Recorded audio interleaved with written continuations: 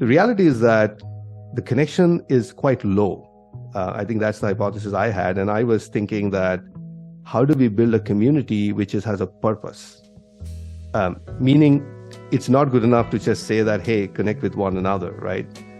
It doesn't happen, right? There has to be something in the design of that community that drives that connection, which is how we came up with our ideas around gameful learning, where you want points, you want badges based on your interaction with others, and the instructor has ways to kind of give you accolades and things like that. So we actually created a very inviting environment where students will feel very safe and encouraged actually to connect with one another and discuss ideas. And it's not just out in the wild, but the instructors, the administrators are actually part of those communities, so that they are making sure that kids or students are not falling behind. I mean, some people always will fall behind, but I mean, in Facebook groups, I mean, you don't know who is talking to whom, essentially.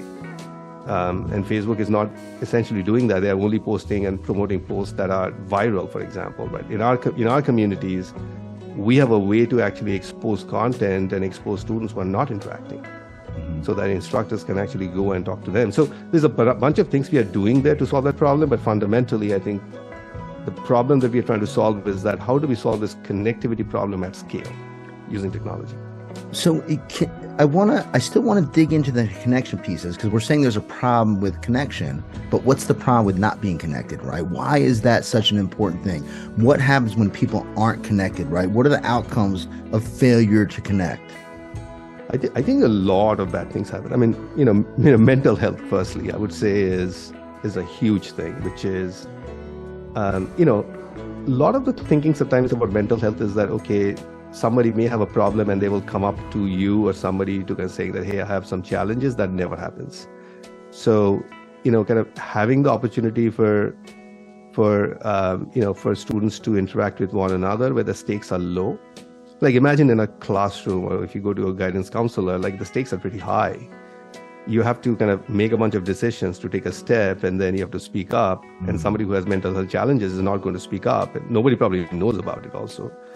So if we can help those students get connected with more people in a forum which is guided, I think has a huge impact, I think, on the mental health side of things. The other thing I also like to point out, because I'm kind of a geek of learning, is that I think deeper learning happens in connections. A lot of the times, students are sitting in a classroom where, professor or teacher is teaching, and they're probably paying attention, but we know that a lot of those learnings don't stick. They will do their minimum to check the box, but if you ask the same question 3 weeks down, they're like, okay, I don't know what exactly I learned. But take the same thing and just discuss that topic for 5 minutes online, or kind of share some resources around it. I mean, that's going to stick more, because now you're starting to build those connections internally, like in a cognitive side of things. So there is a huge impact, and we have seen this in the data also, that, so in terms of better learning, better mental health, better social skills, soft skills, skills around discussing, skills around seeing different points of views. We all, often, get into a scenario where, students get overly specialized into one topic, so that they just see things in one point of view, but not being able to connect with other points of views. I mean, those things all happen through social connections. And it's very hard to teach without actually experiencing it. And I think that's why those connections are so important.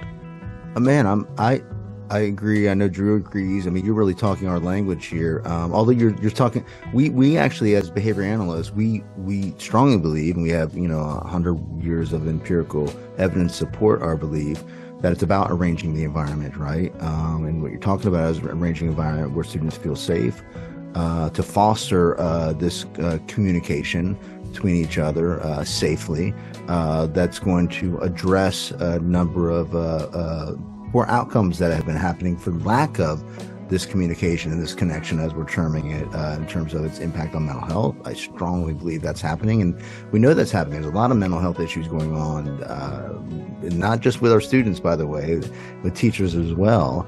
But you're also addressing some other things that have been researched fairly well, and that's things like cooperative learning strategies, and how students learn really good from one another because they're more engaged.